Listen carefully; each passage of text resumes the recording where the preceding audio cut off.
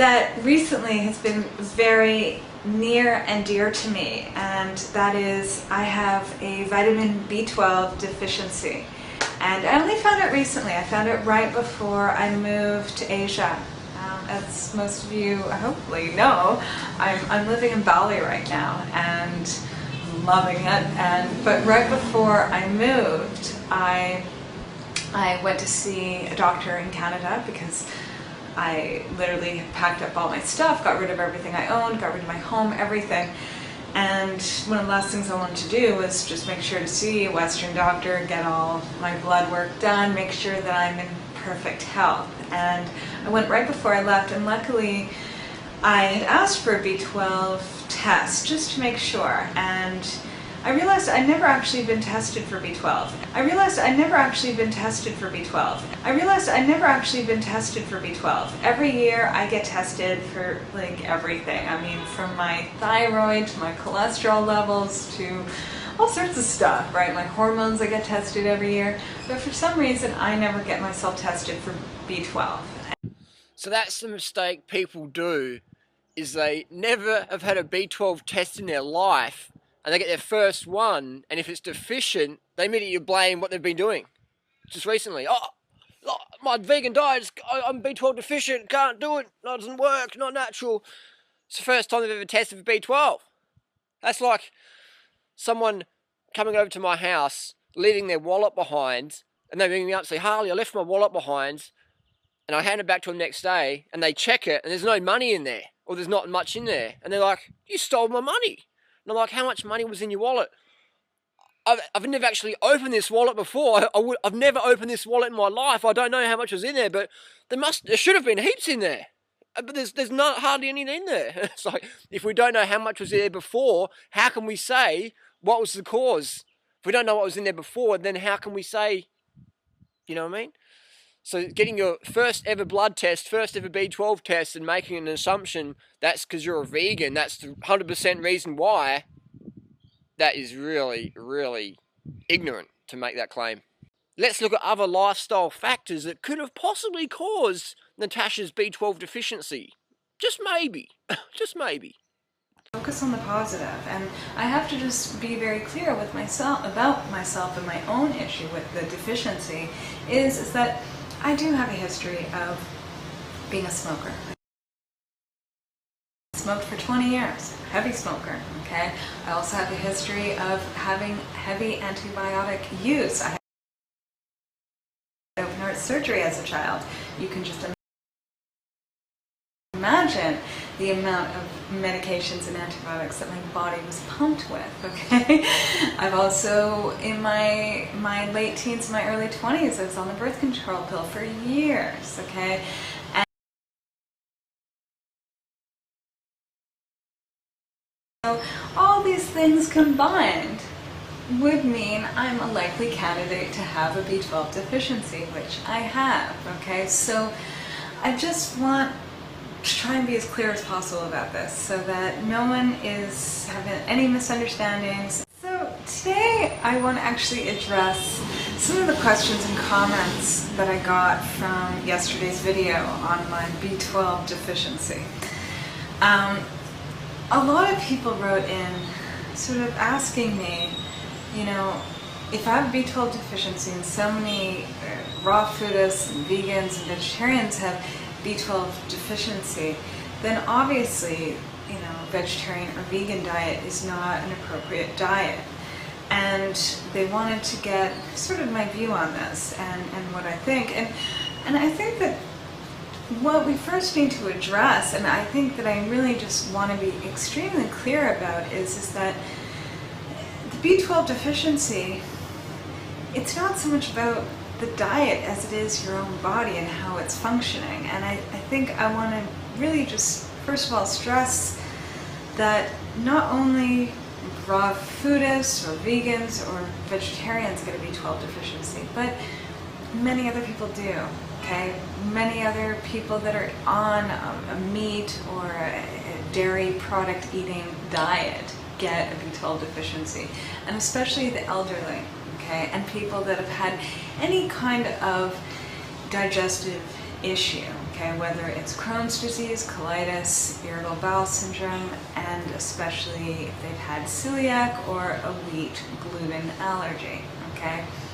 But as many people know, that there's a lot of issues people have in their small intestine, especially people that have issues like celiac disease or a wheat intolerance, okay? Because with the wheat gluten, that protein, it actually destroys the microvilli in the small intestine, making it impossible or very difficult for the body to absorb most nutrition, okay, including B12, okay? So that's more of an issue, is that if someone has a history of having issues that they're not absorbing nutrition, whether it's from a wheat allergy, or it might be from smoking cigarettes, or it might be from taking antibiotics, or it might be from drinking chlorinated water all the time, who knows? There's many reasons why people have malabsorption issues. It can also be from aging.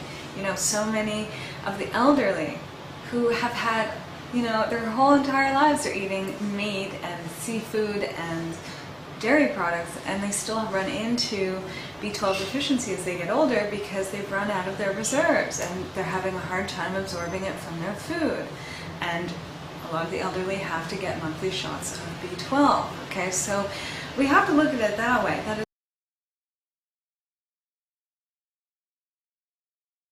is, you know, a lot of times people are always wanting to blame it on something. You know, and it's like, blame it on being vegetarian or blame it on a vegan diet. And it's like, you know, yes, it doesn't help to be on a vegetarian or vegan diet, but even if someone had a malabsorption issue, if they even went on to eating meat and dairy products, it still might not be able to absorb the B12, okay? So it's like, my whole view is that instead of trying to always find something to blame everything on, why not just try and find solutions? Use your energy that way, instead of always being like, it's the fault of this and it's that. And, you know, I like, for myself and people that I counsel, to get their nutrition from the food, because that usually is the case where it's most absorbable. There are cases where when people have celiac or other digestive issues, that if they're not on a program where they're eating the foods that are supporting their digestive health, they will not be absorbing it from the B12. And yes, that is true. But the thing is that I'd rather try with the food before I try with the supplements. Hang on, try the food. You've already started doing B12 injections, Natasha. So you're saying I'd rather try the food before I try the supplements. You've been on B12 supplements most of your adult life, you've said in previous videos, and you're already doing B12 injections, and now you're saying, I want to try the food before I try the supplements. It's like, what? And what I've come to decide for myself is to start eating animal products, and to start eating fish, and to start eating seafood, and to start eating meat and eggs. And I don't like to eat dairy products or anything like that, so that's not my thing. But I've decided to, and I have already started to eat animal foods. You know, so many of the elderly who have had, you know, their whole entire lives they're eating meat and seafood and dairy products, and they still run into B12 deficiency as they get older because they've run out of their reserves and they're having a hard time absorbing it from their food. You know, I'm doing something completely different than even what my morals tell me to be doing. You know, it's not only have I been vegetarian for all these years, but I've been a practicing Buddhist for 15 years, and I don't believe in the killing of animals. And you know, I'm not a hardcore, you know, animal rights activist or anything like that, but, you know, I don't like to hurt anything. I've decided to, and I have already started to eat animal foods. That I had a really good conversation with a yoga instructor while I was in Ubud, and she made a really, really great point to me, and she had said, do you want to be on these injections for the rest of your life? Kind of like a diabetic is on insulin. You know, and someone that's got like type 2 diabetes, they're given a choice. They can either, you know, take the insulin, or they can change their diet and slowly decrease the insulin, where eventually they can get off of it completely. And it's the same thing with me. Do I want to take the injections, or do I want to get it from the food and change my diet and my lifestyle? You know, and it became very obvious to me that, you know, if I was a diabetic and I had the choice to change my diet or to stay on injections, change the diet instantly. So why am I holding back with changing my... Natasha's saying, oh, but you have to be on B12 injections the rest of your life. That's a fact. If you're born with a genetic issue of B12 absorption, it doesn't matter what you're eating, you're not going to get enough. If you're born with pancreatic failure and you're a type 1 diabetic, you're on insulin the rest of your life. You're not going to get off that. Type 2, yes, you will. But using a diabetic type 2 person as a, you know, someone with B12 issues like pernicious anemia or something like that, that's not a very accurate analogy at all. Because if that person doesn't go on the B12 injections and they have an absorption issue, they're not going to get enough B12. The type 2 diabetic, that's easy to solve, you know what I mean? So using those analogies, Natasha's sort of sabotaged her success there by having a limiting belief, thinking, oh, I just need to eat meat. So she's gone back to, you know, preschool nutrition days, when she was like quite advanced in college, you know. So get back from preschool to college and keep on charging. I've given 5 of my meat-eating friends B12 injections in the last fortnight, 5 of them. And I've just showed them how they can self-administer and get on the program, because they're still B12 deficient after eating animal products for ages. One of my friends is raw foodist for 10 years, eating raw organic animal products for over 10 years now. Blood tests come back last fortnight, B12 deficient for him. He wants to take action on that now. So instead of just continuing on another 10 years of having low B12 levels from eating animal products, he's on the injections now, no problem. So he's done it. You know, I've seen him eat a chicken he put on the roof, and he let maggots get into it. Like true story. A sun-dried chicken on the roof with maggots crawling through it, ate the lot. Oysters, high meat, like you put meat in the jar, let it all furry and rancid, eat that. Seen him do that. Eggs, oysters, fish, all sorts of creepy crawlers. He's eaten those the last decade, 100% raw foodist. Still got a B12 deficiency issue going on there. How do we explain that? So, you know, and I've got friends, meat eater friends again, and raw flesh eating friends who eat their own feces, eat their feces of kangaroos, still got B12 deficiencies, you know. So people get in this mindset of purity. I don't want to do supplements, and yeah, they're breathing in pollution every day, and they're, you know, they're on electronic products and things like that. We don't live in a natural world anymore. The air's sterile, the soil's sterile, the water's sterile, the food's sterile. So when you come up with a B12 issue, you know what I mean? Use the most effective means of reversing that. And if it was eating animal products, then we wouldn't see any single B12 deficiency in people who eat animal products. Eating animal products would be 100% sure safe, wouldn't it? But it's not. You know what I mean? B12 injections, boom, it's done. You know what I mean? That's the most effective way to do them. Sublinguals, some people say. So you do your own homework, sublinguals, B12 injections. You know what I mean? Do some testing. Or just do courses of injections, go from there. There's always more to the story. You know, people are quick to jump, and people jumped on the bandwagon for the video. So look, Harley, another vegan bites the dust. And it's like, well, again, let's look at it. Natasha's got a history of smoking, celiacs, antibiotic use, the pill, heart surgery. All these things can affect your B12 absorption, deactivate your B12 levels. So we've got that for starters. She's already on B12 supplements, she says. Little pills, popping pills. Natasha says her body does not absorb B12 properly. You know what I mean? And she's on injections now. B12 levels are going to be back up, obviously. So people say, oh, well, it's because she's not eating animal products. And it's like, well, haven't you just heard what she's been explaining? So what happens is people just cherry pick the information and run with it. You know what I mean? Versus looking at the real data, the Tufts University studies, the Framingham study, the real world situations. Ask your doctors, ask your local nurses, how many B12 injections did you give per week? They give literally hundreds each surgery. You know, each pathology lab tests for B12 all the time. Must be a lot of vegans out there. You know what I mean? 99% of people don't know what vegan means. So meat eaters have just as much chance of B12 issues as anybody. You know what I mean? As anybody. So do more homework and read more books. The best book to read is Could It Be B12 by Sally Patchlock. So basically, all Natasha has to do is watch her first few videos and she'll have her answers. Natasha here is making a critical mistake. She's believing some sincere but sincerely wrong yoga instructor who's saying, well, you should eat animal products because animal products have got B12 in them. And Natasha's forgetting all her health fundamentals, all her principles, all her morals because of one statement from a yoga instructor in Bali. But you should eat animal products for B12, don't you? It's like saying, if you go vegan, where do you get your protein from? People's ignorance is like so deep. Natasha's a very, very educated, smart person. I understand why she's making this mistake, critical mistake. I've seen it happen a lot in my friends in the last 10 years.